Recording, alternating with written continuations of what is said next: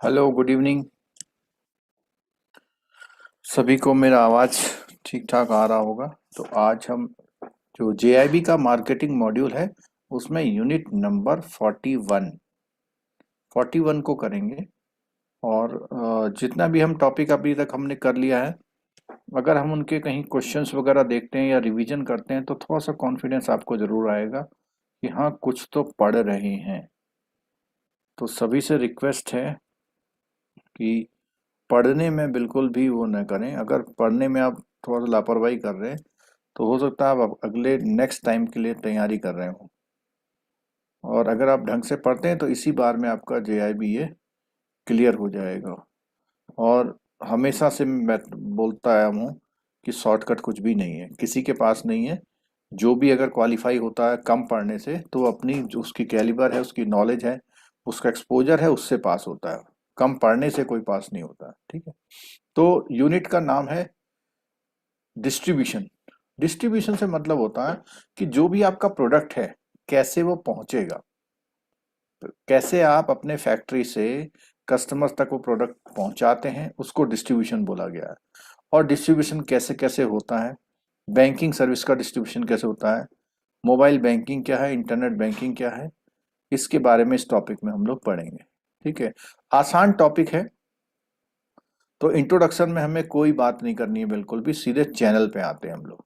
Distribution के channel पे आते हैं, ठीक है। तो डिस्ट्रीब्यूशन के चैनल किस किस माध्यमों से वो होता है, तो सबसे पहली बात आती है function of the distribution channel. तो डिस्ट्रीब्यूशन चैनल का क्या फंक्शन है, क्या करते हैं। The channel members add value. अब कैसे चैनल मेंबर्स, कि आपने अपनी फैक्ट्री में प्रोडक्ट बनाया और कंज्यूमर तक पहुंचा। अब कंज्यूमर तक जब पहुंचा तो सपोज कीजिए एक कुरियर वाला लेके गया, और कुरियर बहुत ही आपको स्माइली वो करके डिलीवर करता है। तो उसे लगता है कि ये मैन्युफैक्चरिंग जो कंपनी है ये उस कंपनी का अच्छा चीज है। तो वो क्या कर रहा है, बेसिकली वो वैल्यू ऐड कर रहा है आपके उसमें, ठीक है। और ये बोल रहे हैं the channel members add value और utility to product and services and make them easily available to the customer. तो उनके फास्ट पहुंचाने से क्या होता है, आपका जो प्रोडक्ट है उसमें वैल्यू ऐड होती है। Members of a distribution channel are required to perform. अब उनको क्या क्या काम करने पड़ते हैं, देखो यहां से एक क्वेश्चन आ सकता है आपका। सबसे पहली बात, मार्केट इंफॉर्मेशन। भाई जो भी आपका डिस्ट्रीब्यूशन का बंदा है वो मार्केट में जाके आपको वापस खबर दे सकता है कि आपके प्रोडक्ट के बारे में क्या फीडबैक है, क्या लोग बात कर रहे हैं। They gather information about potential and current customer. और जब आप वो कहीं कोई डिलीवरी करने जा रहा है तो वो देख लेता है कि उसके आसपास के और कितने लोग हैं जिनको प्रोडक्ट डिलीवर किया जा सकता है, ठीक है। और कॉम्पिटिटर क्या कर रहे हैं, अदर फोर्सेस मार्केटिंग एनवायरनमेंट में क्या कर रही है, disseminate to the producer. The channel provide feedback to the producer and about the consumer reaction and the reaction of other entities including competitor। तो उस आपका प्रोडक्ट जब बाजार में जाता है तो लोग क्या कर रहे हैं, ठीक है। अब बोला इसने in fact the dealers and distributors serves as the eyes and ears of the producer. यानी वो जो भी कुछ देख रहे हैं और सुन रहे हैं वो कहाँ तक पहुंचाते हैं अपनी बात, बोलिए कहाँ तक पहुंचा रहे हैं अपनी बात, वो प्रोड्यूसर्स तक, ठीक है। अब बात आई promotion. They develop and spread persuasive communication about the offer for stimulating the purchases. मतलब वो अपने ऑफर बताते हैं जिससे परचेज जो होती है स्टिमुलेट होती है या उत्तेजित होती है, या जिसको बोलते हैं उसकी वजह से ऐसा होने लग गया, ठीक है। The personal selling task specially in the case of new product launch और रीलॉन्च ऑफ एन एग्जिस्टिंग। तो वो जो भी आप कर रहे हैं उसमें खास कर से कि नया प्रोडक्ट हमारा आने वाला है, कोई प्रोडक्ट रीलॉन्च होने वाला है, ठीक है। By the dealers retailers who come in direct contact with customer. तो आप लोग इसमें मैं एक क्वेश्चन आपसे पूछता हूँ, इसमें डीलर और रिटेलर का नाम क्यों ले रहा है? ये डीलर और रिटेलर का नाम क्यों ले रहा है इस चैप्टर में? सर डीलर और डिस्ट्रीब्यूटर से ही तो पता चलेगा मार्केट में कैसा चल रहा है प्रोडक्ट। नहीं, वो तो कह रहा है कि उनसे पता लग रहा है, लेकिन मैं ये पूछना चाह रहा हूँ कि डीलर का नाम क्यों ले रहा है? क्योंकि डिस्ट्रीब्यूशन का चक्कर है। हाँ, कि डिस्ट्रीब्यूशन का चैप्टर है। आपका फैक्ट्री से लेकर के आपका प्रोडक्ट कंज्यूमर तक जो पहुंचता है, तो वो बीच में जो भी आपके रिटेलर या डिस्ट्रीब्यूटर होते हैं उनके वजह से पहुंचता है, और वो लोग डायरेक्ट किसके कांटेक्ट में होते हैं? कंज्यूमर के कांटेक्ट में होते हैं, और वो जो भी बात कर रहे होते हैं उनकी फीडबैक को वो प्रोड्यूसर तक पहुंचाते हैं। तो पहले में तो उसने बोला मार्केट इंफॉर्मेशन, दूसरे में बोला प्रमोशन। आपने देखा होगा कि जब आप कार लेने जाते हैं तो कंपनी वो जो आपका शोरूम होता है वो आपको बिल्कुल ऐसे कार बेचता है जैसे उसी की कार हो, ठीक है। फिर क्या है? Contact. They serve the function of locating and communicating with the prospective buyers. तो वो लोग जो भी कांटेक्ट करते हैं पहले वहां करते हैं। It is possible for some manufacturer to have their own network. कुछ लोग अपने प्रोडक्ट का अपना ही ऑफिस खोलते हैं टू रीच द कस्टमर। अभी जैसे बात करो, कोई बता सकते हैं कि ऐसा मॉडल कौन सा है जिसमें मैन्युफैक्चरर अपने ही नेटवर्क को खोलता है?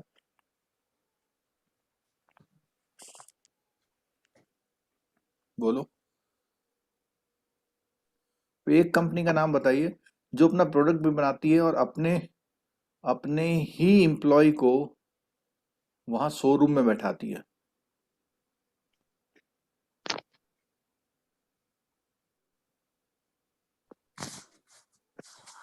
मुझे एक नाम पता है।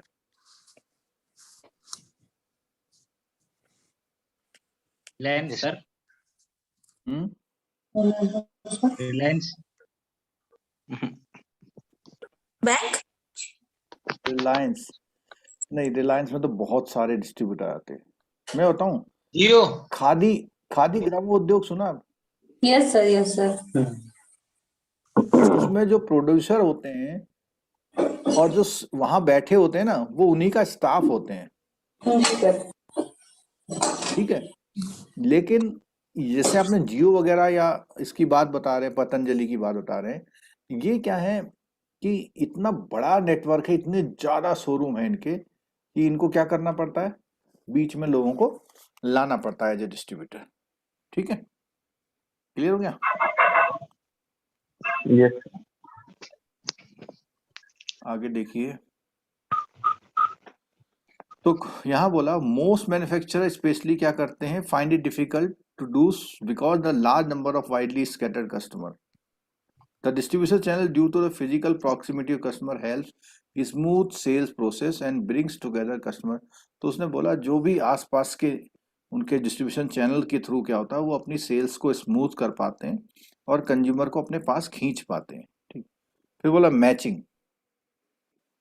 The distribution channel patterns partners shape and fit the offer to buyer's need, including alteration, grading, assembling and packaging। तो यहां पर उसने बोला कि जैसी उसको चाहिए, तो जो डिस्ट्रीब्यूशन चैनल पार्टनर होते हैं शेप करते हैं, फिट करते हैं, किस नीड पर? बायर्स की नीड पर। चाहे वो कुछ अल्टरेशन करना हो। आप ना अल्टरेशन में एग्जांपल देखो, आप जब गाड़ी आप खरीद लेते हैं, कंपनी ने तो बना दी, लेकिन वो कहता है साहब इसमें जो है थोड़ा सा एक ब्लैक रंग का ये लगा दीजिए, तो कंपनी नहीं लगाती है, कौन लगा रहा है? वो डिस्ट्रीब्यूटर। कौन लगा रहा है? Distributor. They also help providing variety of offering from different source of the customer. The consumers find it convenient as they can buy different complementary item from the same source. तो उस distributor की वजह से वो कई सारे complementary item खरीद पाती जो कि प्रोड्यूसर नहीं दे रहा था, जैसे rather than दीपावली shopping पे from different। दीपावली पे जैसे गिफ्ट बनाते हैं ना, वो जैसे बेकरी हाँ, तो वाले कई कई सारे वो आइटम्स भी मिला है, के। जैसे आपने देखा होगा हल्दीराम के पैकेट आते हैं, ठीक है, तो हल्दीराम ने तो अपनी पैकेटिंग कर रखी है, ठीक, पैकेजिंग करके, लेकिन जब वो आपके पास आता है, मतलब वो शॉप में आता है, तो उसको वो गिफ्ट पैक में भी रैप कर देता है। वो आपको चाहिए था ऐसा, हल्दीराम ने नहीं करा उसने। तो अगर वो कर रहा है ऐसा, तो वो आपकी मैचिंग कर रहा है, आपकी नीड्स को मैच कर रहा है, कंज्यूमर की नीड्स को। The consumer gets the convenience for seeking some minor alteration, तो ये हो सकता है, ठीक है। नेगोशिएशन, देखो कंपनी ने तो कहा साहब हम 2 लाख रुपए की कार देंगे, लेकिन जो डिस्ट्रीब्यूटर और कंज्यूमर होते हैं वो आपस में नेगोशिएट करते हैं। दे negotiate and settle the final price and other terms with the buyer so that ownership of position can be transferred. They also provide producer the customer's reaction price. तो अगर उसे लगता है, आप जैसे सपोज कीजिए कि 2 लाख की कार है, कंपनी ने उनको दे रखी है 180 की, कंपनी ने 180 की दी, उन्होंने 2 लाख की सेल करी, तो कितने का प्रॉफिट हुआ? 20,000 का। तो आपने कहा साहब 1,000 रुपये हमारे लिए और छोड़ दीजिए, तो क्या वो 1,000 रुपये कम करता है? कर सकता है। कई बार कर देता है, ठीक है, देता है नहीं तो भी। कई बार करता, तो इसका मतलब नेगोशिएट को सेटल भी वो कर रहा है, ठीक है। और कस्टमर का रिएक्शन प्राइस पर क्या है, वो कहता है अरे नहीं बहुत महंगी तो नहीं ले पाएंगे, या अधिकतर कस्टमर तो उसकी बात वहां तक पहुंचाता है।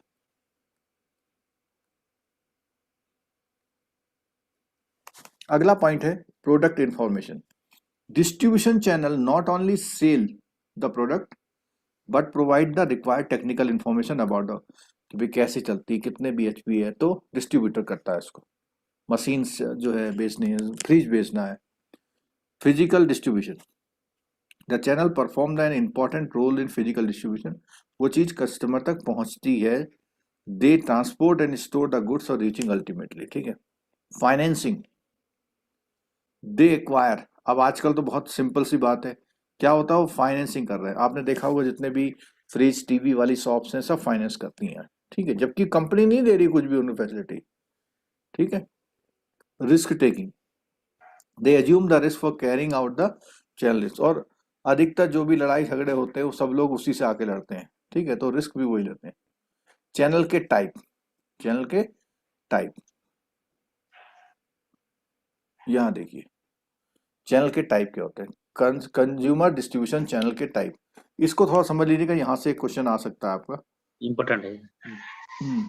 इसमें देखिए चैनल 1 to 0 लेवल, इसमें क्या होता है, मैन्युफैक्चरर के बीच में सिर्फ कौन है, कंज्यूमर, ठीक है। कोई ऐसा एग्जांपल दे सकते हैं कि मैन्युफैक्चरर के बीच में सिर्फ कोई नहीं है, मतलब सीधे कंज्यूमर यूज कर रहा है?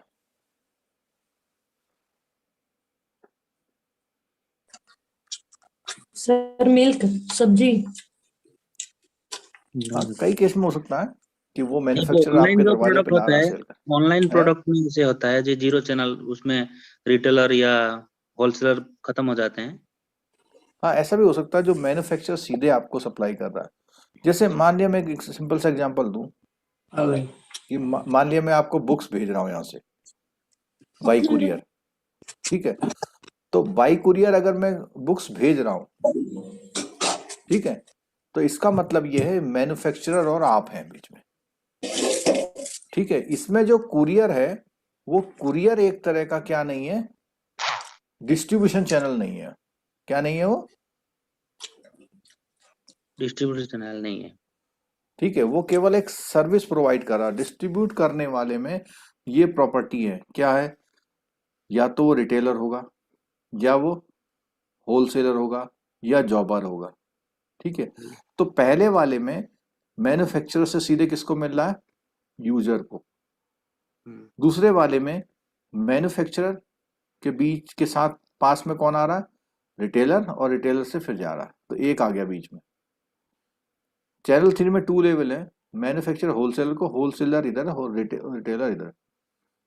3 चैनल लेवल में क्या है, होलसेलर, जॉबर और रिटेलर, ठीक है। तो ये क्या है, क्या इसका हेडिंग है, पढ़िए दोबारा से आप लोग, सब लोग पढ़िए। Consumer distribution channel. Consumer distribution channels होते हैं, ठीक है। इन पिछले बार आया था केस क्वेश्चन सर इसमें से, है, पिछले बार क्वेश्चन आया था इसमें से। इसमें से था क्वेश्चन। Yes sir. चलो भाई देख लो सब लोग, ये चार्ट जितने बुक में बने हुए हैं ना आपके, उनको सारे चार्टों को देख लीजिएगा जरूर, ठीक। In case of business distribution channel, the producer either use their own sales force or network of sale directly to the customer, or they can sell intermediary who turn in sell the customer। अब इसमें देखिए, ये है business distribution channel, और ऊपर वाला कौन सा डिस्ट्रीब्यूशन था? कंज्यूमर। ये ध्यान रखो इन बातों को, ये कंज्यूमर डिस्ट्रीब्यूशन चैनल है, और नीचे वाला कौन सा? Business distribution. Business distribution channel, ठीक है। तो इसमें देखते हैं, यहां से मैन्युफैक्चरर के बीच में कोई नहीं है, तो कौन सा लेवल हो गया? 0। 1 लेवल में क्या हुआ कि मैन्युफैक्चरर ने किसको दिया? Business distributor. बिजनेस डिस्ट्रीब्यूटर को, ठीक है। यहां पर मैन्युफैक्चरर ने किसको दिया? मैन्युफैक्चरर रिप्रेजेंटेटिव और सेल ब्रांच को दिया, बनाने के बाद उसकी सेल डिवीजन है उसको दिया, फिर उसने आगे बढ़ाया। 3 लेवल में क्या है? मैन्युफैक्चरर है और उसका जो सेल्स ब्रांच है, सेल्स ब्रांच लाती है बिजनेस डिस्ट्रीब्यूटर को, ठीक है। तो ये जो नीचे वाला जो पढ़ रहे हैं हम लोग, इसका नाम क्या है? बिजनेस डिस्ट्रीब्यूशन कर रहे हैं। और ऊपर वाला क्या है? कंज्यूमर। कंज्यूमर कंज्यूमर, ठीक है। वो नीचे वाला बिजनेस डिस्ट्रीब्यूशन है, ऊपर वाला क्या है? कंज्यूमर, ठीक है। अब पॉइंट आता है factors influencing channel section. Selection. कौन कौन से फैक्टर इन्फ्लुएंस करते हैं चैनल सिलेक्शन को? चैनल को सेलेक्ट करने के लिए कौन कौन से फैक्टर्स हैं जो इन्फ्लुएंस करते हैं? तो पहली बात, प्रोडक्ट के हिसाब से, भाई आपका प्रोडक्ट कैसा है उसी के अकॉर्डिंग आप क्या ढूंढोगे? चैनल। कौन सा है? पहला कि प्रोडक्ट आपका पेरिसेबल है, तो कैसा आप लोगे? डायरेक्ट चैनल, क्योंकि जितने लोग बीच में आएंगे उतना डिले होता जाएगा, ठीक है। दूसरा क्या? Consumer durable. तो कंज्यूमर ड्यूरेबल में क्या बोलता है? Television, refrigerator needs to be sold through the dealers and authorise showroom. मतलब इसमें 10 दिन, 20 दिन, 2 महीने रखा भी रहेगा तो कोई फर्क नहीं पड़ता है। तो पहले आप यहाँ तक पहुंचाते हैं, यहाँ के बाद आगे बढ़ाते हैं। विच serve the purpose of display of product, conveying the specialised information about product. तो कंज्यूमर ड्यूरेबल्स वालों के लिए बीच में डिस्ट्रीब्यूशन वगैरह लाना पड़ता है, क्योंकि वो उसको इंफॉर्मेशन देता है। Industrial product like raw material, machine tools, computer, direct sale to the industrial user is most suitable. Sometime distributor are appointed। तो ऐसे वाले मामले में इंडस्ट्री प्रोडक्ट, मान लिया कोई फैक्ट्री लगा रहा है, उसमें कोई मशीन्स चाहिए, तो उसमें डिस्ट्रीब्यूटर बीच में ना होके सीधे इंडस्ट्री सीधे डील करती है उनसे, ठीक है।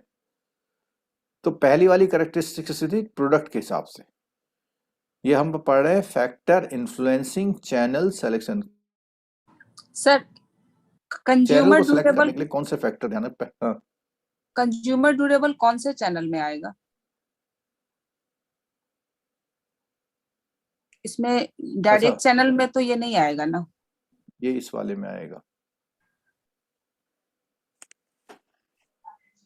ये जो पहला वाला है ना, दूसरा सेकंड वाला, इसमें मतलब चैनल बीच 2 में में, आएगा ना? हाँ मतलब बीच में कोई ना कोई होता है, ठीक है। ओके। अब यहाँ एक चीज सुनिएगा, क्या कंज्यूमर ड्यूरेबल सेकंड में और थर्ड में दोनों में हो सकता है क्या? हाँ सर, हो सकता है। हो सकता है।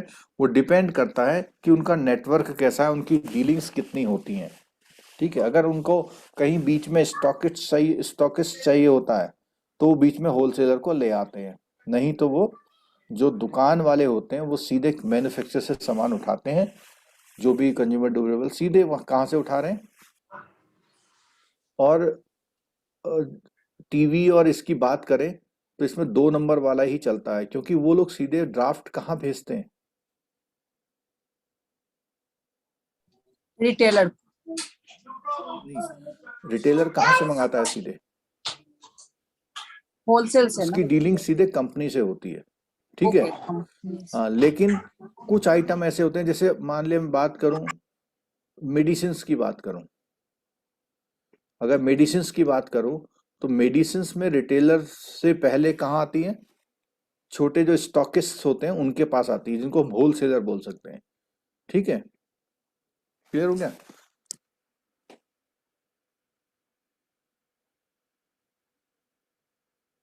चलो, तो पहली थी हमारी प्रोडक्ट कैसा है उसके हिसाब से सिलेक्शन। दूसरा क्या है?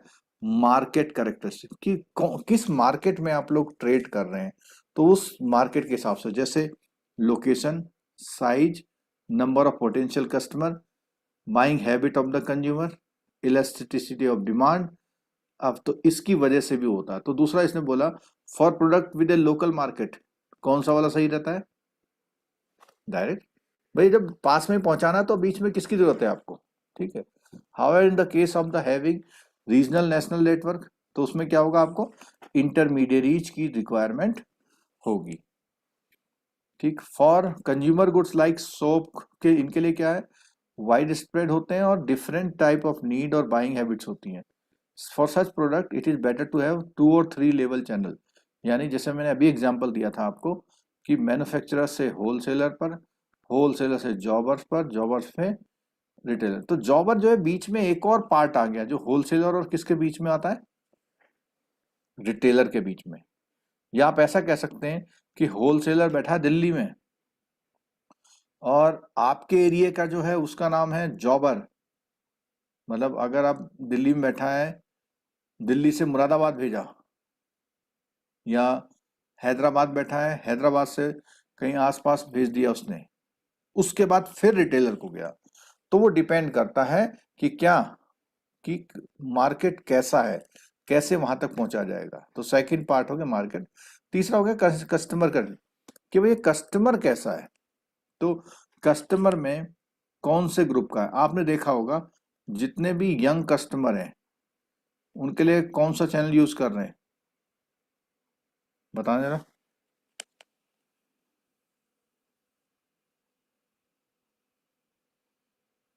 बोलिए। Zero level. जीरो लेवल, बिल्कुल ठीक बोला, जीरो लेवल। ऑनलाइन ऑर्डर किया और सीधे कुरियर के थ्रू आपके पास। ठीक है। इसमें कुरियर को आप डिस्ट्रीब्यूशन चैनल नहीं मानिएगा। डिस्ट्रीब्यूशन चैनल में वो लोग शामिल हैं जो उस बिजनेस में बीच में आ रहे हैं। मेरा पॉइंट समझ में आया आपको? Yes sir. वो लोग बिजनेस में साथ में हैं बीच में। कुरियर तो केवल डिलीवरी बॉय है। तो सामान ठीक है। रखते हैं, उसमें प्रॉफिट भी निकालते हैं, वो है बिजनेस इंटरमीडिएरी। हाँ, जो क्या करे, कहीं से मैन्युफैक्चर से उठाए और उसमें अपना मार्जिन जोड़े जोड़े। यस और तब आगे बढ़ाए, वो डिस्ट्रीब्यूशन चैनल वाला है। यस। ठीक है। कुरियर कोई मार्जिन थोड़ी बढ़ाता है, ना प्राइस लेता है आपसे। Customer may have belong to different age, sex, income group and would have difficult buying habits, different of buying habits, preferences and needs. The customer convenience is another important criteria for the channel selection. अब आता है company के resources. भाई company के पास है ही नहीं कोई भेजने वाला, तो क्या करेगी वो? बीच में किसी न किसी को लेके आएगी। तो उसने बोला financial resources and capable manager talent चाहिए होता है इनके लिए। ठीक है। Can select the direct channel. If the firm is new and very little finance resources, it is preferable to have the indirect channel. तो जो बढ़िया कंपनी है उनमें जो मैनेजमेंट टैलेंट है, तो वो क्या है, वो डायरेक्ट चैनल को ज्यादा पसंद करती है, बीच में किसी को आने देना नहीं चाहती। ठीक है। जैसे हम लोग बात कर रहे हैं आजकल, ये आपने इसका नाम सुना हुआ है? सुना हुआ है? MYS। Yes sir. एटमी, Amway, Modi care और बहुत सारे हैं ऐसे। ठीक है। तो ये कौन सा चैनल यूज करते हैं?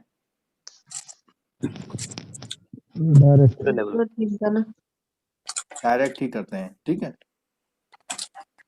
आगे कंपटीशन कैसा है? तो बोल रहा है competition is strong, larger channel of 2 or 3 level will be suitable. अगर आपका बड़ा कंपटीशन है, लार्जर है, स्ट्रॉन्ग है, बड़ा वाला, तो वहां पे आपको 2 और 3 level for increasing sales. In case where competition is limited, shorter channel would be suit. ये ऐसे क्वेश्चन आ सकते हैं आपको वहां पे कि शॉर्टर, अगर आपका जो कंपटीशन जो है लिमिटेड है तो शॉर्टर चैनल लेंगे आप. The method adopted by the competitor may also affect the choice of channel. तो अब यहाँ पे बोला इसने कि सामने वाला कैसा यूज कर रहा है वैसा ही आप यूज करें. एक चीज मुझे ध्यान आई कि जो आप अपने कॉम्पिटिटर के हिसाब से प्राइसिंग करते हैं उसको कौन सी प्राइस बोलते हैं? पढ़ा था हमने प्राइसिंग में ऐसा कुछ? गोइंग सर, पढ़ा था sir. Going rate sir, going rate. Going rate, very good. जैसा चल रहा है, ठीक है. चलो, अब प्रोडक्ट लाइन कैसी है, कितनी रेंज है आपके पास. तो हमने पढ़ा था प्रोडक्ट लाइन को कैसे हम लोग करते हैं. जो आपके पास आइटम्स होते हैं उनको लाइन बोलते हैं, ठीक है. Product with several product lines and each line with several items find it more suitable to hand over the distribution function to other intermediary. ठीक है. चलो अगला देखिए. चैनल मैनेजमेंट इन्होंने अलग से भी आगे बात करी हुई है कौन कौन से. तो एक बार जरा एफ पॉइंट है, हल्का सा देख लेते हैं कि क्या इनके हेडिंग्स हैं. क्या बोलता है, कौन से फैक्टर चैनल को सिलेक्शन को इन्फ्लुएंस करते हैं. पहला बोलिए. प्रोडक्ट प्रोडक्ट कैरेक्टरिस्टिक पेरिसेबल है, कंज्यूमर है या इंडस्ट्रियल. दूसरा मार्केट कैसा है. Market characteristic. तीसरा कस्टमर कैरेक्टरिस्टिक, कस्टमर कैसा है. चौथा कंपनी कंपनी के पास अपने क्या चीजें हैं जिससे वो डिस्ट्रीब्यूट करे. कंपटीशन, सामने वाले लोग कैसे कर रहे हैं. फिर क्या है, प्रोडक्ट कैसा है. Product lines. अब आता है बैंकिंग सर्विसेज के लिए चैनल. बहुत सिंपल बातें हैं इसमें, ये बहुत जल्दी खत्म हो जाएगा चैप्टर. क्या सिंपल बात है भाई, आप प्रोडक्ट, अपने प्रोडक्ट को कैसे देते हो, क्या सर खोल म्यूट रखे हैं कर अपने. दीजिए। कौन है जो खाना भी खा रहा है और चम्मच भी बजा रहा है. तो बर्तन बर्तन साफ कर रही हैं सर. क्या करें, काम तो चलो. करना पड़ेगा. नहीं नहीं ठीक है. म्यूट कर दिया करिए बस. कर दिया. चलो थोड़ा ध्यान रखो प्लीज, रिक्वेस्ट है विशेष है. म्यूट में करना नहीं चाह रहा. इंटरेक्टिव सेशन ठीक रहता है ना. Yes sir. नहीं तो यूट्यूब का लिंक देख के सुन. जो लोग, जिनकी वजह से डिस्टरबेंस हो रहा है उनसे रिक्वेस्ट है वो लोग यूट्यूब का चैनल देख लिया करें. ठीक है. चलो, यूट्यूब में एक आंसर दिया है, ऑनलाइन में तो फ्लिपकार्ट तो डिस्ट्रीब्यूशन है. बोलियो है, बोलो है डिस्ट्रीब्यूशन.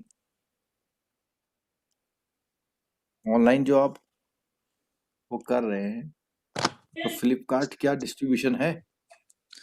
डायरेक्ट है। वो जीरो लेवल वाला है नहीं सर, जीरो लेवल जीरो है। नहीं है. नो, डिस्ट्रीब्यूशन है ही ना. मैंने जैसे मैंने Amazon है. कुरियर को मना किया है हाँ. और फ्लिपकार्ट कुरियर नहीं है. फ्लिपकार्ट बीच में इंटरमीडियरी है जो आपको आपका सामान कुरियर के थ्रू पहुंचा रहा है. ठीक है. फ्लिपकार्ट को यहाँ पे एक तरह से जॉबर की तरह यूज करा जा रहा है. ठीक है. फ्लिपकार्ट को आप कुरियर नहीं समझें. लेकिन सर फ्लिपकार्ट तो जहाँ से कोई अगर प्रोडक्ट परचेस करते हैं तो मैन्युफैक्चर होता है, वहीं से डायरेक्ट आता है ना हमारे पास.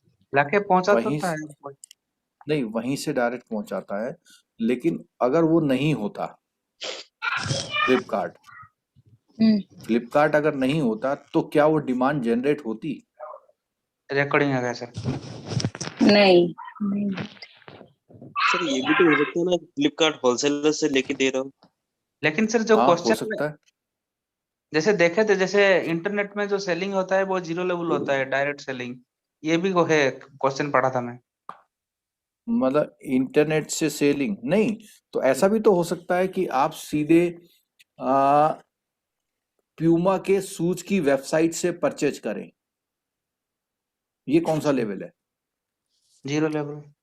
ये जीरो जीरो लेवल, लेवल होगा। हाँ, ये जीरो लेवल है, ठीक है। लेकिन फ्लिपकार्ट क्या है, मार्जिन ले रहा है आपसे। माध्यम है मेरा वो। इसमें हाँ। छोटा सा कॉन्सेप्ट ये है, अगर मीडिएटर आपसे मार्जिन ले रहा है तो वो डायरेक्ट नहीं है, ठीक है। ठीक है सर। अगर वो मार्जिन ले रहा है ना प्रॉफिट में, जी। ठीक है। अब आपको कैसे पता वो मार्जिन ले रहा है? भाई आपने 999 रुपए पेमेंट किया, आपको तो लगता है 999 पेमेंट कहाँ चला गया, मैन्युफैक्चरर के पास। प्रोडक्ट लेकिन वो मैन्युफैक्चरर को नहीं जाता, वो किसको जा रहा है? फ्लिपकार्ट। फ्लिपकार्ट को। फ्लिपकार्ट वहां से मैन्युफैक्चरर को दे रहा है। तो मेरे इसमें फ्लिपकार्ट जो है डिस्ट्रीब्यूशन चैनल में पार्टिसिपेट कर रहा है। और जो आपने बोला ऑनलाइन, फ्लिपकार्ट भी ऑनलाइन है और डायरेक्ट जी। कंपनी से प्रोडक्ट लेना भी ऑनलाइन है। जैसे पतंजलि से ऑनलाइन लो आप तो Right. जीरो लेवल है, ठीक है। जी सर। चलो आगे देखिए। फ्लिपकार्ट वाला तो- 1 लेवल में आएगा सर। हाँ 1 लेवल में आएगा, बिल्कुल ठीक है। आगे देखिए, तो यहाँ पर बैंकिंग प्रोडक्ट के लिए किसने बोला हुआ है कि 65 ऑफ द कस्टमर कहाँ से प्रोडक्ट लेना पसंद करते हैं? Convenient location. ब्रांच से करते हैं, ठीक। तो यहाँ पर थोड़ा सा ये डिपेंड करता है कि ब्रांच की लोकेशन, उसका लेआउट भी डिफर करता है, उसकी डेकोरेशन भी डिफर करती है कि क्या कस्टमर उस ब्रांच में आना पसंद करेगा या नहीं करेगा, ठीक है। आज से 25 साल पहले बैंकों का हाल ऐसा होता था कि जो बहुत पुरानी बिल्डिंग होती थी उसमें पेंट भी नहीं हुआ होता था, छोटी सी जगह में 100 लोग घुसे होते थे, गर्मी हो रही होती, बदबू आ रही होती थी, बगल में जनरेटर चल रहा होता था ठक ठक ठक करके, ठीक है। तो आज के और उसमें बहुत चेंज हो गया है। आज तो जैसे ही आप ब्रांच में घुसते हैं तो आपके घर से खूबसूरत क्या होती है? Bank, branch branches. होती है। आपका घर इतना साफ सुथरा नहीं दिखाई देता, ठीक है। तो यहाँ पे इसने इम्पोर्टेंस ये बताई कि ब्रांच आजकल क्या है, बहुत इम्पोर्टेंट फैक्टर है डिस्ट्रीब्यूशन का। क्या डिस्ट्रीब्यूशन का? Product distribution. बैंकिंग प्रोडक्ट, ठीक है। और वहां पर पानी पीने का कैसा है, लाइट, म्यूजिक, ड्रिंकिंग वाटर, ये सब चीजों पे डिपेंड करता है, ठीक है। अब टाइप ऑफ ब्रांचेज में क्या बोल दिया इसने, बोला हुआ है कि पहली ये जनरल ब्रांच और दूसरी क्या है, स्पेशलिटी वाली। तो स्पेशलिटी वाली में क्या होता है, हाई वैल्यू ब्रांच है, इंटरनेशनल बिजनेस है, ट्रेड फाइनेंस है। आपने एनआरआई ब्रांच सुनी होंगी, ठीक है। आपने एग्री ब्रांच सुनी होंगी, एसएमई ब्रांच सुनी होंगी। तो ये कौन सी ब्रांच है? स्पेशल ब्रांच है, स्पेसिफाई ब्रांच है, क्या लिखा हुआ, और बाकी जनरल ब्रांच है, ठीक है। अब आपका जो प्रोडक्ट है ब्रांचों के अलावा और किन से भी दिया जाता है? बिजनेस फैसिलिटेटर या बिजनेस करस्पॉन्डेंट। इनमें से कौन बड़ा होता है? बिजनेस फैसिलिटेटर बड़ा होता है, बिजनेस करस्पॉन्डेंट? Business facilitator. नहीं,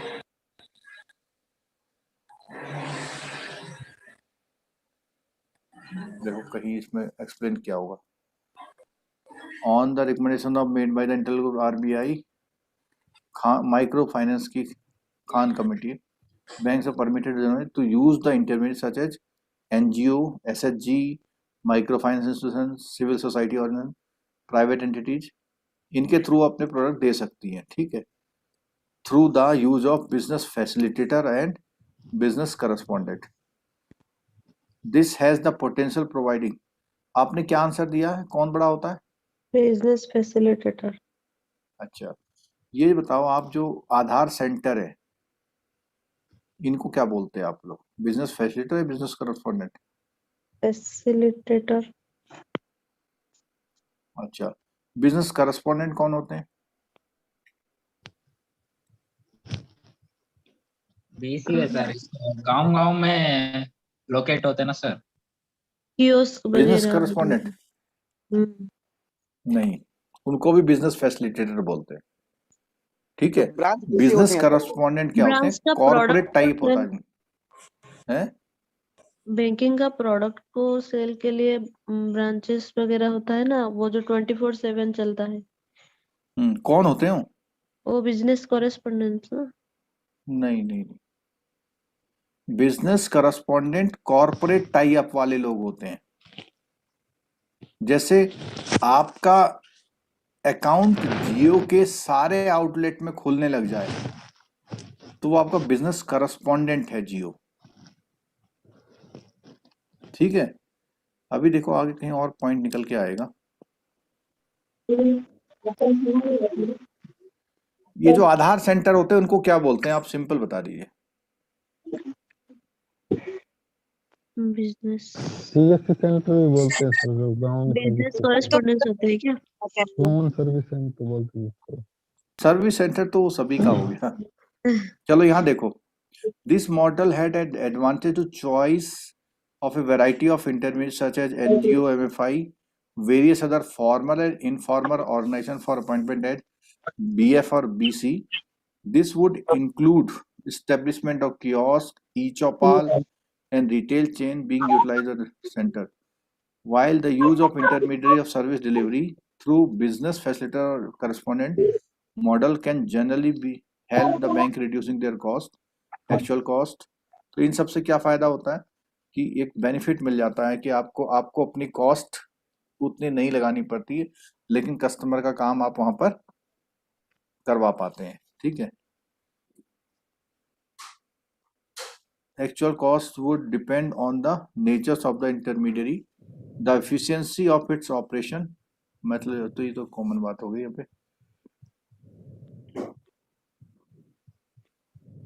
यहाँ पे देखिए, the arrangement of business correspondent shall apply. तो यहाँ पे कौन आ गया? Business correspondent. तो क्या बोला इसने? Suitable limit of cash holding for intermediate and also limit of individual customer payment. कितना वो कैश रख सकते हैं, कितना पेमेंट कर सकते हैं। Requirement that transaction are accounted for reflect in the banks book by end of. तो उसमें क्या करते हैं कि वो जब आज बैंक का किताबें बंद होगी तब तक उसका ट्रांजेक्शन वहां पहुंच जाएगा। लेकिन आजकल तो इमीडिएट पहुंच जाता है ना।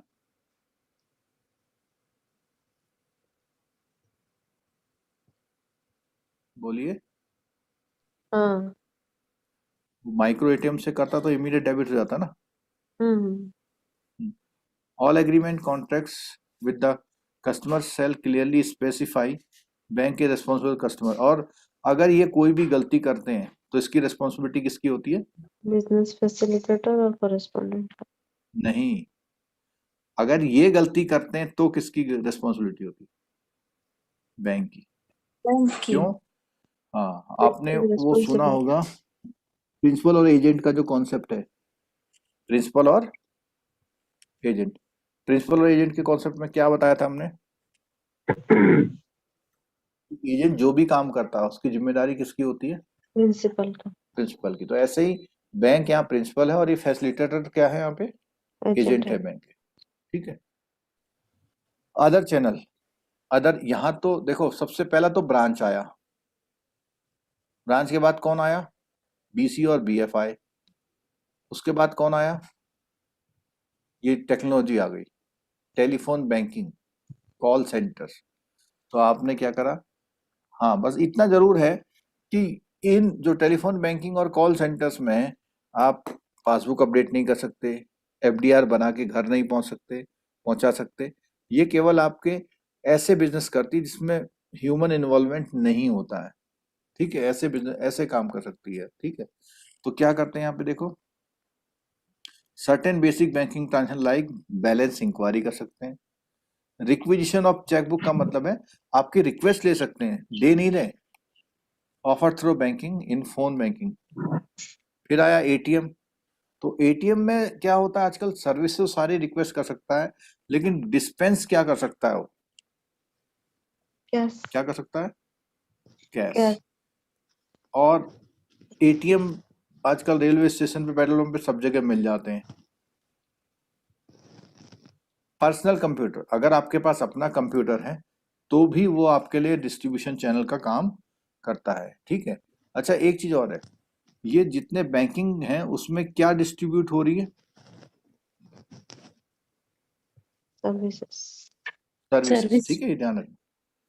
प्लास्टिक कार्ड, तो क्रेडिट कार्ड, डेबिट कार्ड जो है उनसे भी क्या है, आपकी इंक्वायरी हो सकती है, पैसा निकल सकता है एटीएम में जाके।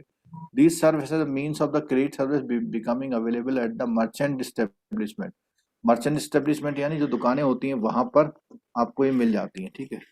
Located away from the branch, thus these devices have helped removing the restriction arising due to inseparability of the and also in enhancing the capacity of the। तो प्लास्टिक कार्ड से इनसे सब चीजें से क्या मतलब हेल्प मिलती है, ठीक है। आगे आ गया virtual branches and automated video banking. Certain country creates with looks like a branch any public place, कहीं पर भी उनका ब्रांच जैसा लुक होगा, होटल में भी कोने में कहीं खोली होगी ब्रांच, वहां पे एटीएम, फोन और इंटरनेट कुछ चीजें वहां रखी होती है, पूरी ब्रांच तो नहीं होती लेकिन ब्रांच जैसा लुक देती है। इंटरमीडिएट बैंकिंग सर्विसेज में इंटरमीडिएटरीज की बात कर रहा है।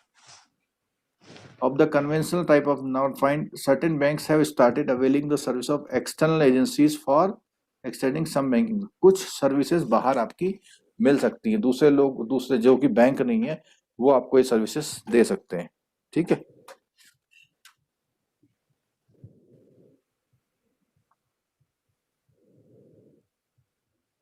These agencies may be looked upon as intermediate because they क्या करती हैं, अवेलेबिलिटी, कन्वीनियंस ऑफ सर्विस की अवेलेबिलिटी करती हैं, इंक्रीज इट्स यूज और revenue from its use, help maintain existing user, increase use among existing user and attract new users. Following type of intermediaries are found in the working. Bank में कौन कौन, तो bank में देखो पहला क्या बोला इसने, डीएसए, दूसरा क्या बोला, ऑटोमोबाइल डीलर्स, तीसरा बोला मर्चेंट यानी दुकानें जो होती हैं, ठीक है। चलो मोबाइल बैंकिंग, मोबाइल बैंकिंग से कोई ना कोई क्वेश्चन आ जाता है।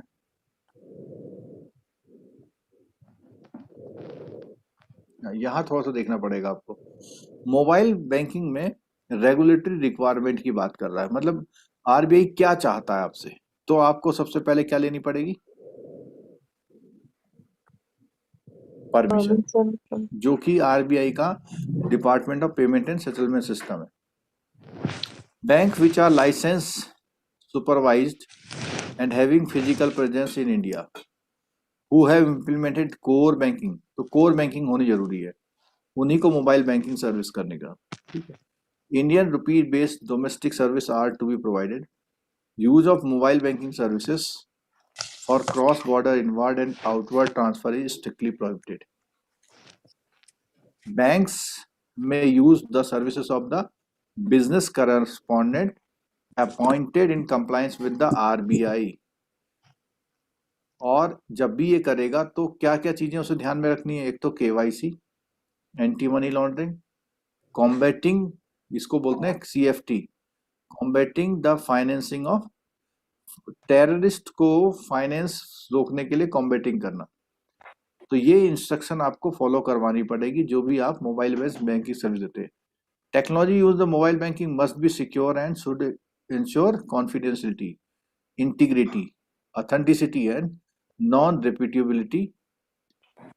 Banks offering mobile banking service must ensure that customer having mobile phone of any network operator. Authentication. Banks providing mobile banking services have to comply with the following security principle। यहां से question आपका उठ सकता है exam में, क्या बोलता है कि security principles and practices for authentication of mobile. तो कौन कौन से ऑथेंटिकेशन की प्रैक्टिस बोलता है, तो इसमें बोला है कि mobile banking transaction shall be permitted only by validation through two factor. तो ऑथेंटिकेशन कैसा होना चाहिए, टू फैक्टर जरा बता सकते हैं क्या होता है टू फैक्टर ऑथेंटिकेशन? एक ओटीपी बेस्ड जो होता है, एक मैसेज में आएगा और एक मेल आईडी में आएगा और मेकर चेकर ऐसा।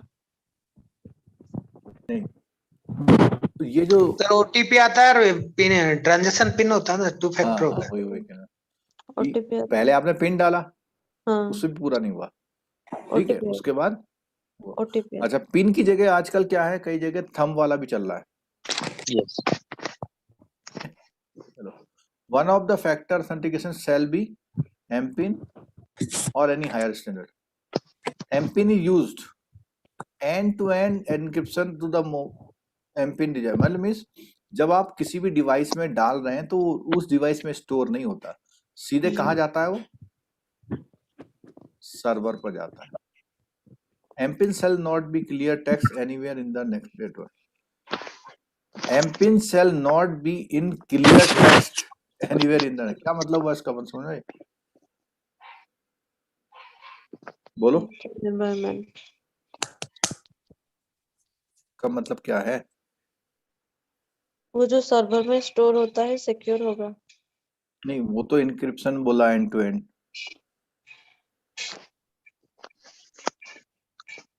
तो बोलते हैं एक तरह से एनक्रिप्शन जो वर्ड है ना, जो वर्ड आप सर ये बोल टाइप रहे हैं करते हैं, एमपिन है ना, कहीं भी क्लियर दिखेगा नहीं, मतलब सेव नहीं होगा।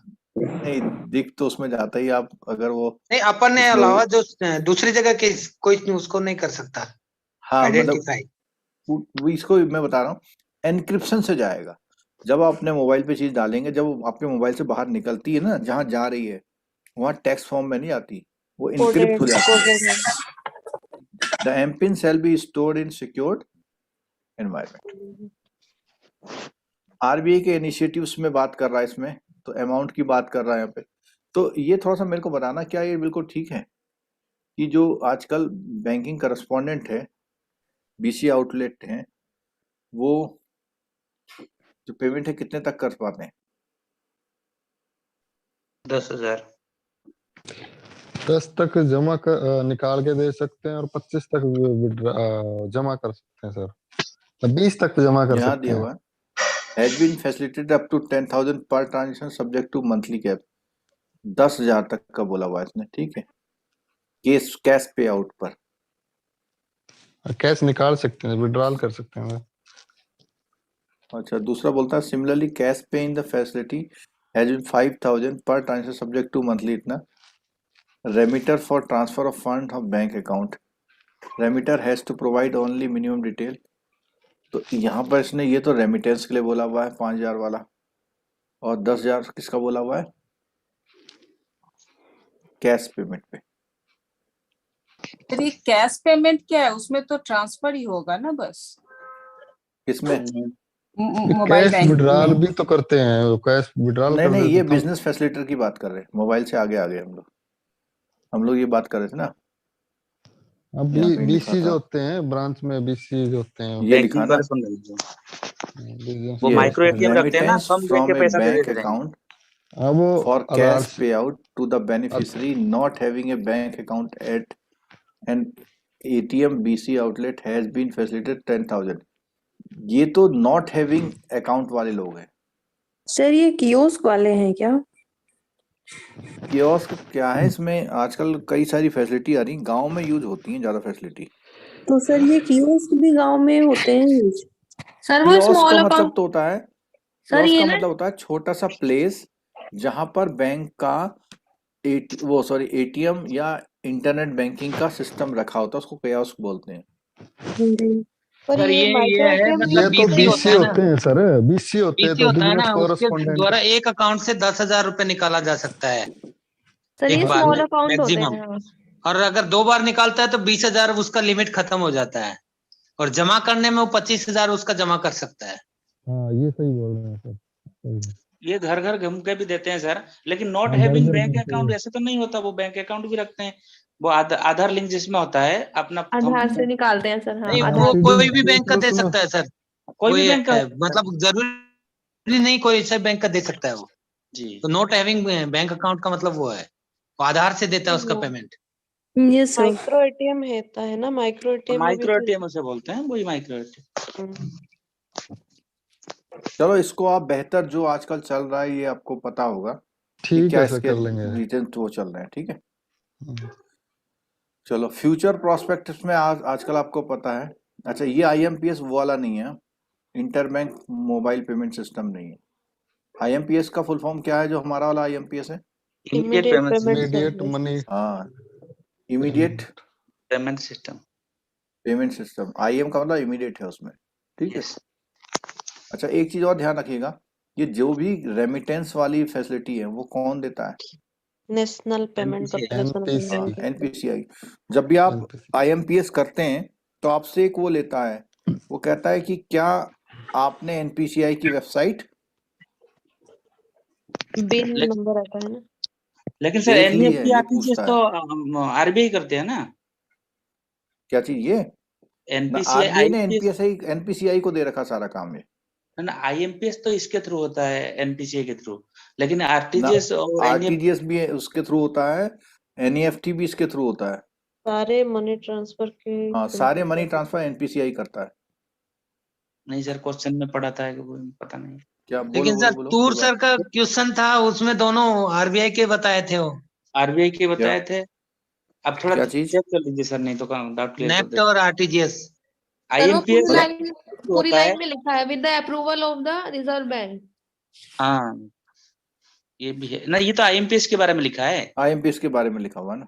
लेकिन नहीं आरटीजीएस मुझे इनकी एनईएफटी। बात ऐसे सही लग रही है कि आईएमपीएस की वेबसाइट में जब भी मैं आईएमपीएस करता हूं तो मेरा स्टेट बैंक वाला पहले पूछता है कि आपने एनपीसीआई की वेबसाइट चेक कर ली है या नहीं कर रही।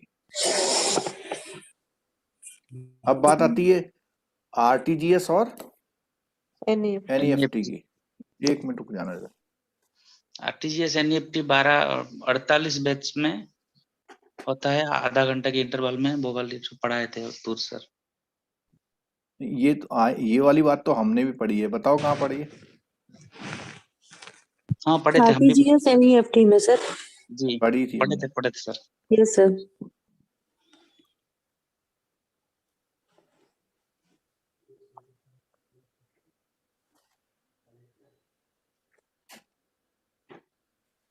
यहाँ स्क्रीन पे देखिए जरा।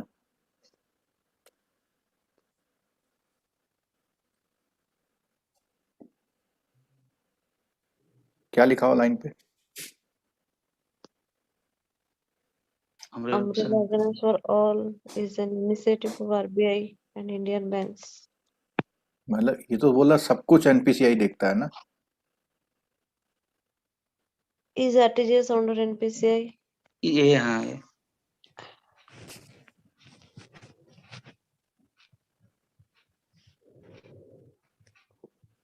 यहाँ पे ना, लिखा ये तो हुआ नहीं है। बता रहा है, रीड फर्दर बोल रहा है। ये तो कोला कह रहा है कि सर ये एनईएफटी तीन RTGS for introduce by RBI.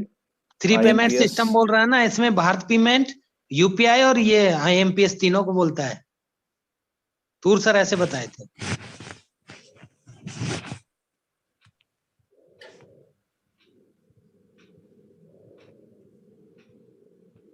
The ability of RTGS national NEFT data RBI database से होता है ये वाला, देखिए। आरटीजीएस और एनईएफटी।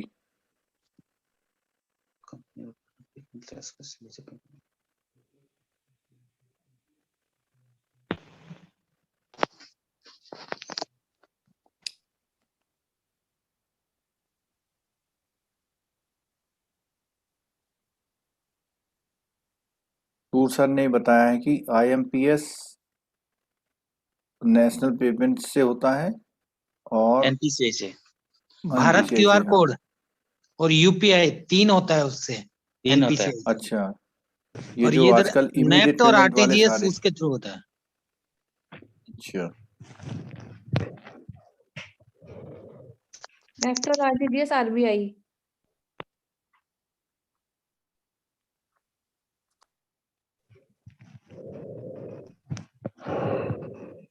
ठीक है, तो उसी को फाइनल करते हैं ना। तो फाइनल ये हुआ हमारा कि आईएमपीएस तो देख रहा है कौन? NPCI। एनपीसीआई। और आरटीजीएस और वो एनईएफटी देख रहा है आरबीआई। और एनईएफटी और वो आरटीजीएस आरबीआई दिख रहा है। ठीक है, आगे देखते हैं इसमें। अच्छा, ट्राई का क्या रोल है इसमें? ट्राई जो भी रेगुलेशन इशू करती है वो किसको कर सकती है? मोबाइल में मोबाइल बैंकिंग को। ठीक है,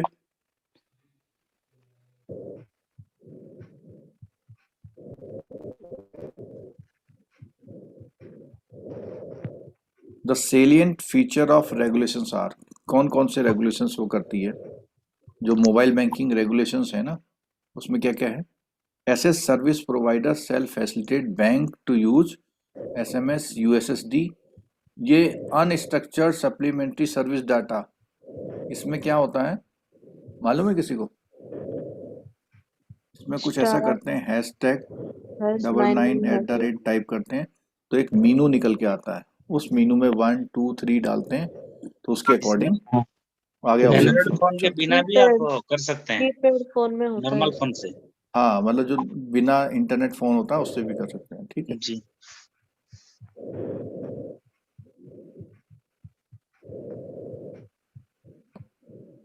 सर कोई सो गया? हाँ सर, कोई सो गया। मेरा भाई कोई देखने की कोशिश कर रहा था कौन है। डेली कुछ ना कोई सो जाता है। क्या करे बेटा, 10 बजे से लेकर के 7 बजे तक बैंक में काम करते तो सो तो जाएंगे ही ना। चलो कोई बात नहीं। The response time for delivery for the message for mobile banking service generated by the customer or the bank shall be within the prescribed, तो जो भी उसका एक prescribed time frame है उसी में response होना चाहिए। The SMS sent by the bank is not delivered to the customer due to network and handset related problem and USSD communication to the customer confirming the completion। तो इसने देखो एक बात बोली, इस बात को समझिएगा। कभी SMS नेटवर्क काम नहीं भी कर रहा है तो उसने बोला कस्टमर को कंफर्म करना है कौन से कम्युनिकेशन से? बोलो।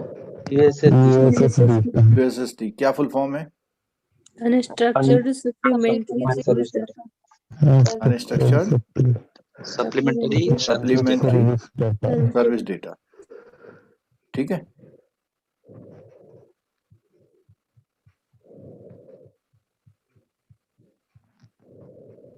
ये आवाज मुझे पता नहीं कहाँ से कौन कर रहा है। चलो आगे देखिए। और इसमें केवल डेटा दे रखे हैं, डेटा से कोई क्वेश्चन नहीं आने वाला आपका। आजकल मोबाइल लिंक्ड किसान क्रेडिट कार्ड नाबार्ड ने लॉन्च किया है।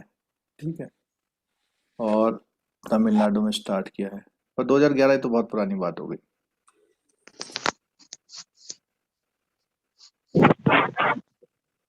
ये जो क्वेश्चन है इसका आंसर आप हमेशा कर पाएंगे ना? yes. कि क्या उसके डिसएडवांटेज एडवांटेज है। हाँ, ये एक आ गया नया मोबाइल वॉलेट। देखो मोबाइल वॉलेट या कुछ भी वॉलेट है, इसमें पहले से ही आपका मान लिया 5,000 रुपये आ गया। अब आपका बैंक का अकाउंट लिंक नहीं हो पा रहा तो भी आपका पेमेंट यहाँ से उठ के चला जाएगा, इजीली हो जाता है। ठीक है, ठीक है। तो इसमें एक ये वर्चुअल वॉलेट है,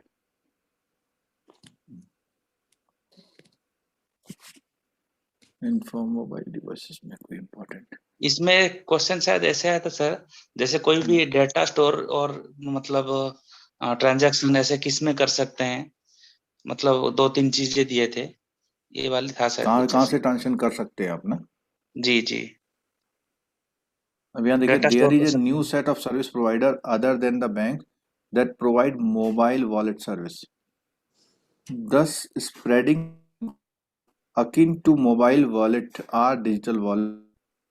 An important distinction being them the former is available with the mobile phones while latter can be accessed through the desktop. तो डिजिटल वॉलेट में तो आपका इलेक्ट्रॉनिक फॉर्म में कहीं पे भी रखा हुआ कहीं से ले सकते हैं। मोबाइल वॉलेट में सिर्फ और सिर्फ मोबाइल या टैबलेट से ही यूज कर सकते हैं। Mobile wallet from regulatory prescribed fall in the category of, कौन सा इंस्ट्रूमेंट है वो? Prepaid instrument. प्रीपेड, क्योंकि आपने पहले से उसको 5,000 रुपए दे दिया। रिकॉर्डिंग आ गया सर।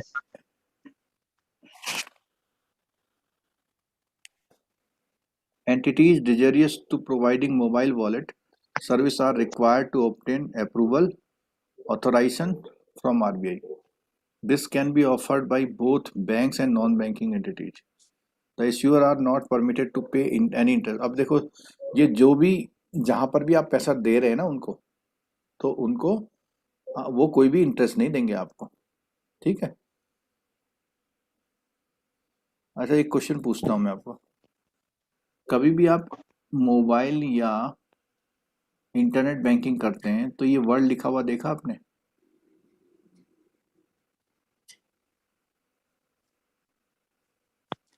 यस सर, देखा है। देखा है। तो मोबाइल में कितने बिट इंक्रिप्शन होता है?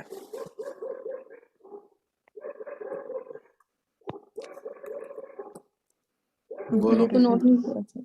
8 बिट सर। 8 बिट। 8 बिट। अच्छा, और बताओ, चलो 128। और बताओ, चलो 256 256। 64। आजकल जो है जो भी ये यूज कर रहे हैं ना, वो 256 बिट इंक्रिप्शन यूज कर रहे हैं, ठीक है। मतलब इंक्रिप्शन मतलब बहुत हाई क्वालिटी का इंक्रिप्शन यूज कर रहे हैं। इसका मैं एक एग्जांपल भी देता हूँ आपको, रुको।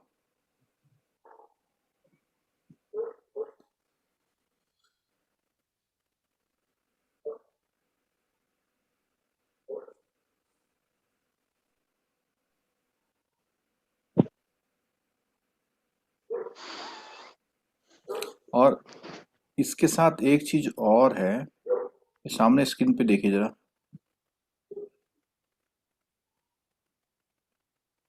ये नीचे लिखा हुआ क्या आ रहा है? वेरी साइन लिखा हुआ आ रहा है, लेफ्ट हैंड में नीचे देखिए। Yes sir. हाँ, ये ना वेरी साइन है, और एक आध नाम और हैं जो ये श्योरिटी देते हैं कि ये जो सर्विस आप यूज कर रहे हैं वो कैसी है, सिक्योर है। सिक्योर्ड सर्विस है। तो अलग अलग ब्रांड है इसके, ध्यान रखना। कभी ऐसा कोई क्वेश्चन पूछता है तो आप उसको आंसर कर देना। हाँ, तो ये मैंने बोला 256 बोला, ठीक है।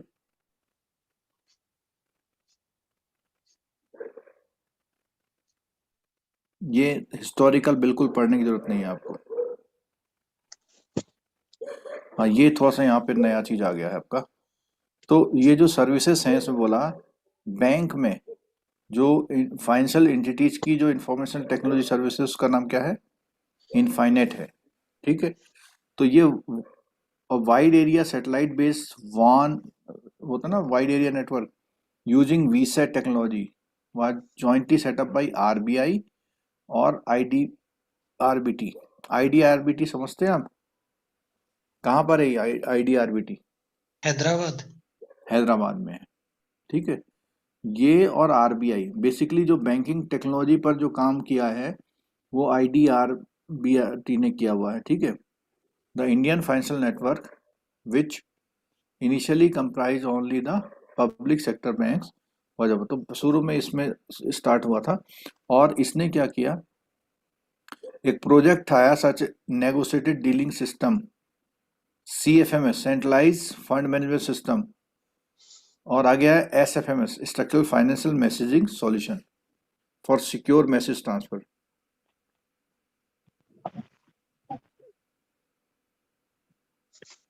फिर बाद में IIT एक्ट की बात आ गई। हाँ, एक ये पॉइंट देखो जरा, scheduled primary urban cooperative bank were permitted to provide internet banking facility to their customers of course the certain। अब उसमें जो भी मोबाइल बैंकिंग या इंटरनेट बैंकिंग प्रोवाइड करने का RBI का लाइसेंस मिलता है, उसमें कुछ कंडीशंस होती है, जैसे आपका नेटवर्क कितना होना चाहिए, आपकी क्रार जो कैपिटल एडिक्वेसी वो कितनी होनी चाहिए, और NPA आपका 5% से कम होना चाहिए, तभी आपको अर्बन कोऑपरेटिव बैंक या डिस्ट्रिक्ट कोऑपरेटिव बैंक में आपको ये सर्विसेज प्रोवाइड की जाएंगी।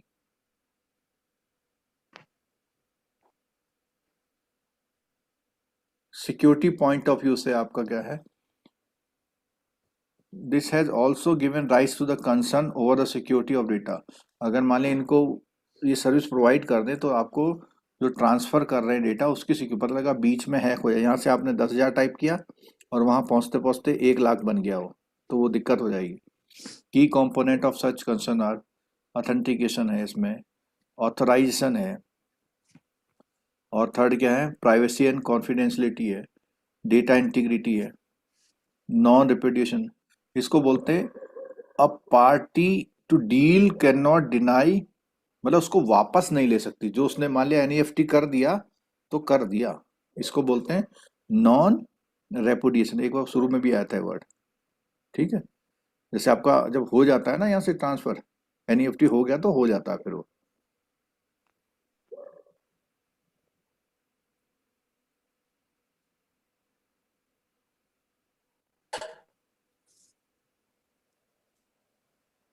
देखो यहाँ पे एक बात आई, एक तो इसने बोला हुआ है कि SSL V3, क्या बोला हुआ है इसने, SSL V3, और यहाँ पर क्या है,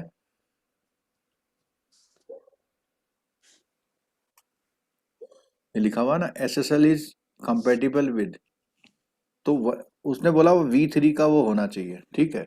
दूसरी बात उसने क्या बोली हुई है कि बिट इंक्रिप्शन कितना लिखा हुआ है बुक में, तो 28 देखो 128 encryption level for all online activity. तो 128 इसने लिखा हुआ, लेकिन अधिकतर लोग आजकल कौन से उसमें पहुंच गए, 256। लेकिन मुझे ये लग रहा है ये बात पुरानी है, कहीं मैं एक बार पढ़ रहा था ये 256 पर आ गया है। सर वही चलता है 256 अभी, है वही चलता है 256।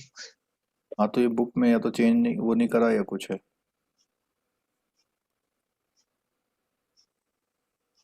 सर ऐसा भी तो हो सकता है ना, ये कम से कम 128 लेता हो। वही मैं कह रहा हूँ कि कम से कम ऐसा हो कुछ बैंक ने जो है वो कर दिया हो।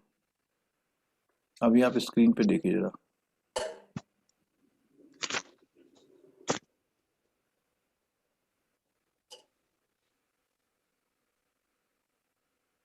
सर इसमें IIBF भी अभी एग्जाम लेता है ना ऑनलाइन, उसमें भी वो वही बोलता है। कितना, ये तो अपना 7 बोल रहा है, वो 9.1 बोलता है, उतना वो होना चाहिए सिस्टम का कैपेसिटी। 9.1 ये तो उसका इंटरनेट एक्सप्लोरर का वर्जन बोलता होगा। नहीं वो भी एक बोलता है हाँ, ना, V3 बोले ना अपन, उसकी हाँ जगह भी कुछ बोलता है वो, अच्छा, बहुत सर सारी इसमें चीजें लिखा बोलता है। मिनिमम 128 बिट लिखा हुआ ऊपर जो हाँ सब स्लाइड। जगह मिनिमम 128 ही आ रहा है, पर ये 2015 का सर्कुलर है, कोई लेटेस्ट सर्कुलर मिले इसी को खोल के देखें। ये 2001 का है, तो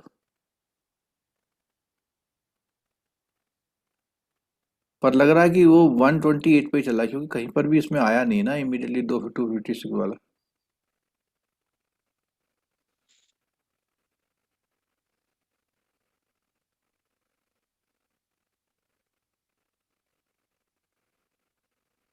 देखो यहाँ पे 20 कुछ चीजों अगस्त के वाले लिए में तो है सामने सर स्क्रीन पे देख रहे लीगली। हैं। 11 अक्टूबर 2021 में से 256 बता रहा है। कॉम्पैक्ट नहीं, आइडेंटिटी लेकिन ये हेल्प्स। कुछ और बोला हुआ ना, ये कुछ बोला हुआ है, how CI help cooperative banks meet RBI latest security guideline compact integrated store. नहीं, तो ये तो नॉर्मल वो बोल रहा, हम तो बात कर रहे हैं किसकी SSL ना सर, है, SSL में 128, किसमें, SSL ये दिया बुक में, SSL by TLS हाँ ये इधर स्क्रीन है में ना दिखा सर। दो, लेकिन ये सर्कुलर बहुत पुराना लग रहा है मेरे को। लेकिन स्टेट बैंक का जब मैं खोलता हूँ तो 256 आता है उसमें। क्या करें इस बात को हम्म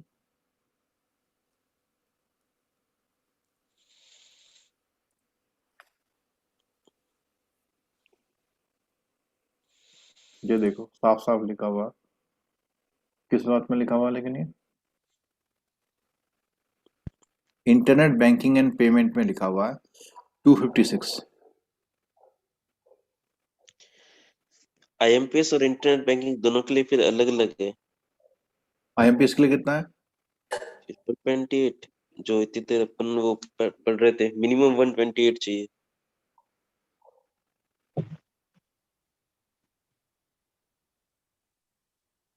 देखो स्टेट बैंक में तो लिखा हुआ साफ साफ 256 बिट सिक्योर सॉकेट लेयर।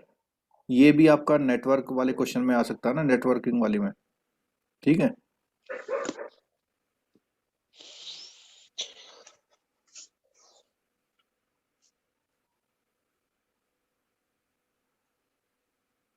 यहाँ पे बोलता है कि 20 bit encryption is standard but most bank, ऐसे बोला हुआ इसने।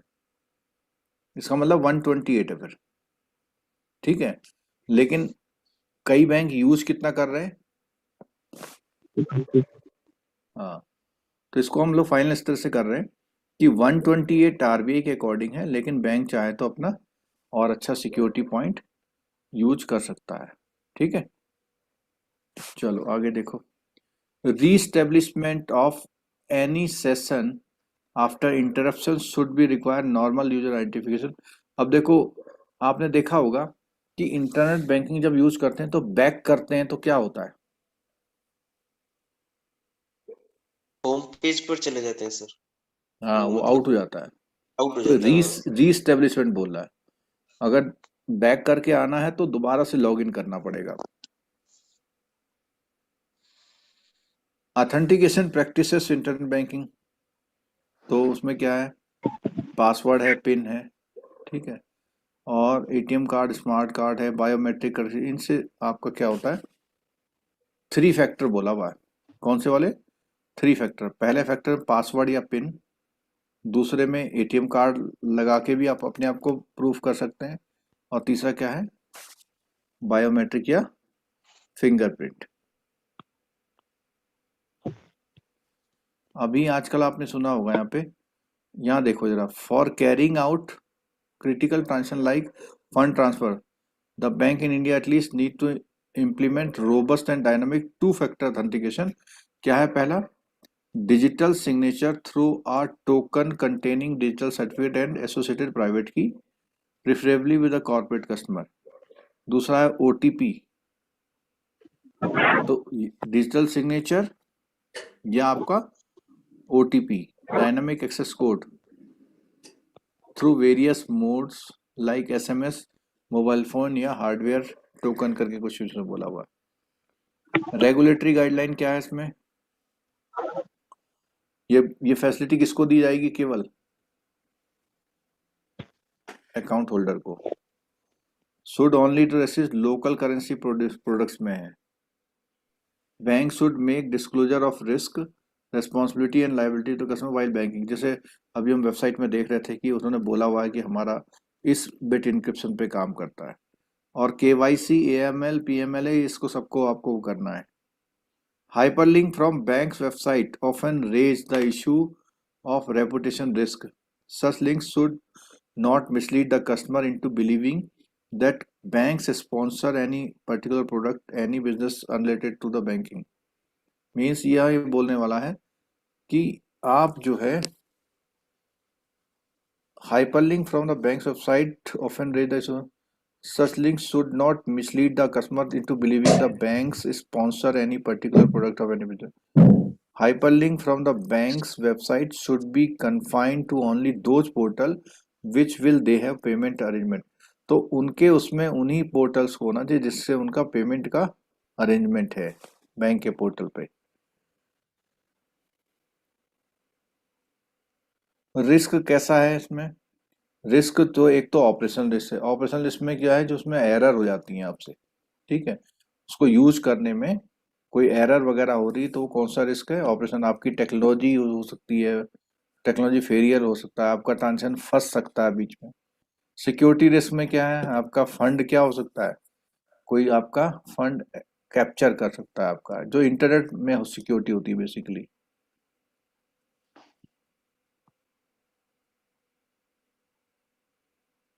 रेपुटेशन की बात क्या आई? एक ये वर्ड लिखा हुआ IP स्पूफिंग, क्या है? कोई बता सकते हैं?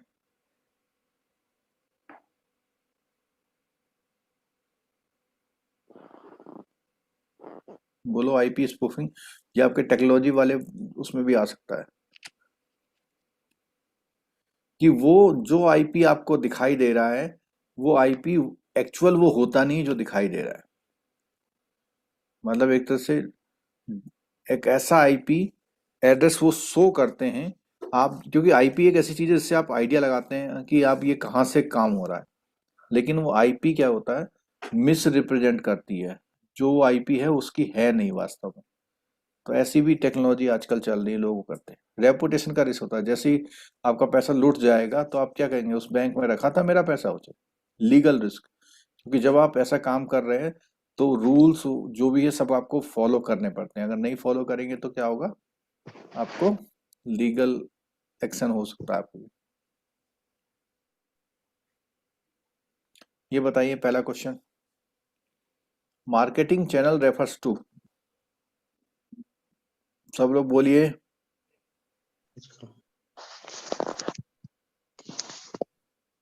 A physical channel for movement of goods from the seller to buyer, a set of firms who handle the physical movement of goods from one point to, ये फिजिकल मूवमेंट कर रही है गुड्स का वन पॉइंट टू अनदर। ये 3 है, ये 3 ऐसा तो चौथा नंबर भी ठीक। प्रोडक्ट सर्विस मतलब different department of producer firm which can ensure in delivery of the goods I V to है, buyer, आईवी ये फोर्थ है। फोर्थ है। set of independent organization involved in process of making product, fourth लग रहा ना इसमें जी। एक मिनट में देख लो, बुक खोल रखी किसी ने? मेरे पास तो बुक भी नहीं है सर। कोई बात नहीं, फोर्थ ही दिया है सर। फोर्थ दिया ना, ठीक है। फोर्थ है, मैं पढ़ाता है क्वेश्चन। चलो हाँ आगे देखें। The function of distribution channel do not include, क्या नहीं करती?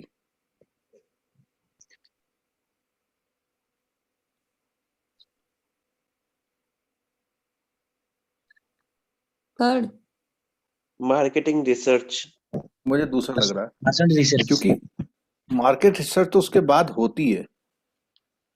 ये मार्केटिंग का काम है, ये मार्केटिंग रिसर्च करना। ये ना डिस्ट्रीब्यूशन चैनल क्या नहीं करता, वो मार्केटिंग रिसर्च के लिए रॉ डेटा तो प्रोवाइड कर सकता है, लेकिन मार्केटिंग रिसर्च वो करता नहीं है। करता नहीं। ठीक है, Maybe understanding the third होता सर। थर्ड लग रहा बी है का नहीं, सेकंड ही है, बी का सही है। सेकंड है, सेकंड। मैंने बताया ना मार्केटिंग रिसर्च ये पहले वाले पॉइंट पहले से होता है। होती है। ये इससे पहले होता है। जी। Which of the following characteristics found only in some services like banking and क्या होती है?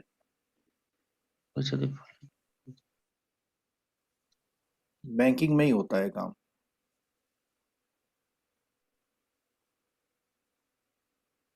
क्लाइंट रिलेशनशिप है क्या वही? लग तो ऐसी रहा तो होता ही है यही ना सर। ना सर वो क्लाइंट रिलेशनशिप नहीं रहता क्या? नहीं, वो कह रहा है कि केवल एनी बैंकिंग में अदर कैसे पाए हमने।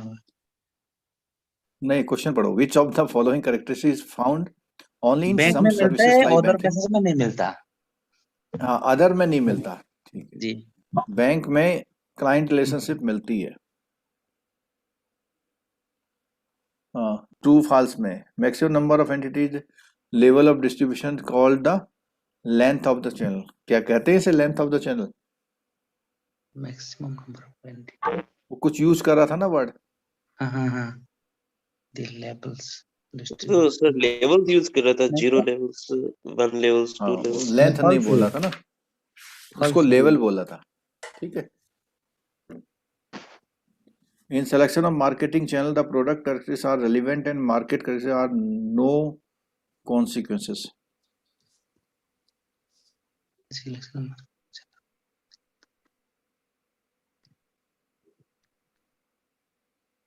कहता है कि मार्केटिंग चैनल में आपको प्रोडक्ट की कैरेक्टरिस्टिक्स को तो ध्यान में रखना है। मार्केट नहीं, गलत बोल रहा है। मार्केट के कैरेक्टरिस्टिक्स को भी ध्यान में रखा, हमने पढ़ा था ना यस कि आपको प्रोडक्ट भी ध्यान में रखना है, कंज्यूमर भी ध्यान में रखना है और मार्केट भी ध्यान में रखना, ठीक है। Banking is a service industry, however, as it is experience oriented, the layout of the branch along with the interior, अगर बिल्कुल इम्पैक्ट करता है ना, यस सर करता है। Offering of mobile banking service have to obtain permission किससे करनी पड़ती है? आरबीआई। देखो, मोबाइल चलाने के लिए ट्राई से लेना पड़ता है, लेकिन मोबाइल बैंकिंग के लिए आपको किससे करना पड़ेगा? आरबीआई से। RBI. End to end encryption transfer up to कितना परमिटेड है? 10,000। 10,000। Which of the following was not an attraction of Bank in India venture into the internet banking?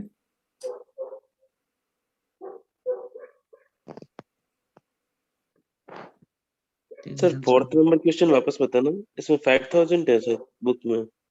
Fourth का बी दिया है बुक में, हाँ, फोर्थ का B दिया है।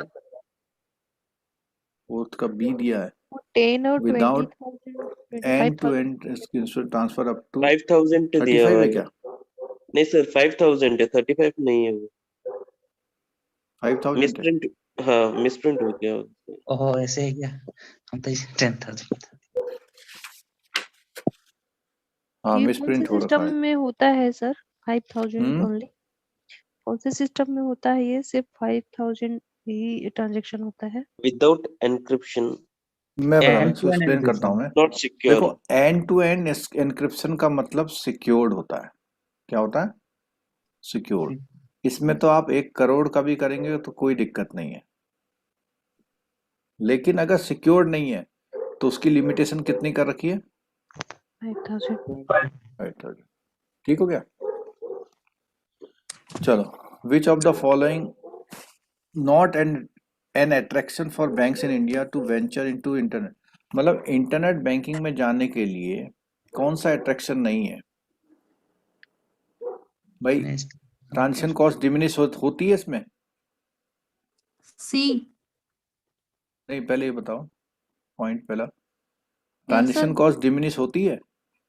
डिमिनिश मतलब कम होती है, क्योंकि इसने पूछा हुआ क्या? नहीं, नॉट। हाँ, तो ये तो होती है। इंटीग्रेशन ऑफ सर्विसेज ईजियर होता है? होता है। हाँ, होता है। Marketing can be through interactive channel होता है? यस होता है। इसलिए इसका आंसर कौन सा है?